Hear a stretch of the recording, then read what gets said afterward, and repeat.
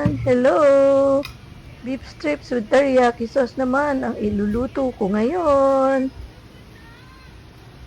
Ito na yung mga ingredients. Nakikita nyo naman, di ba, kung ano sila.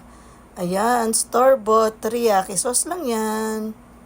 Ayan, pinakuluan ko na yung beef strips ko.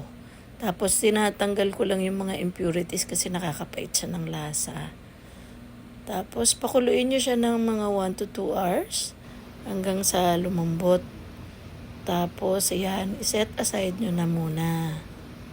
Tapos, maggisa na kayo ng sibuyas at bawang. Yan, halu-haluin lang natin hanggang maluto. At tapos, isama nyo na yung beef strips sa pagigisa. Lahat ng mga beef strips na pinakuluan nyo, isama nyo na lahat. Tapos igisa, halu-haluin nyo lang para manuot yung lasa dun sa beef. Yan, halo-halo lang. Halo-halo lang tayo. At idagdag nyo na yung carrots. Yung carrots ang unahin nyo kasi medyo matigas siya para lumambot agad. Tapos dagdagan nyo nung beef stock, yung pinakuluan na sabaw ng beef. Tapos, lagyan nyo na nung teriyaki sauce. Yan, idagdag nyo na rin yung red and green bell pepper. Halo-halo lang hanggang sa maluto sila lahat. Tapos, dagdag kayo ng paminta.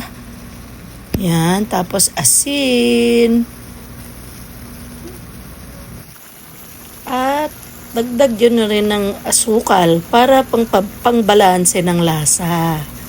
O yan. Tapos yan. Halo-halo lang kayo. Haluin lang ng haluin hanggang sa maluto na siya.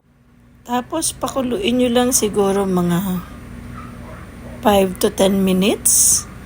Halo-halo lang. Ganyan lang. Thank you for watching. Have a nice day.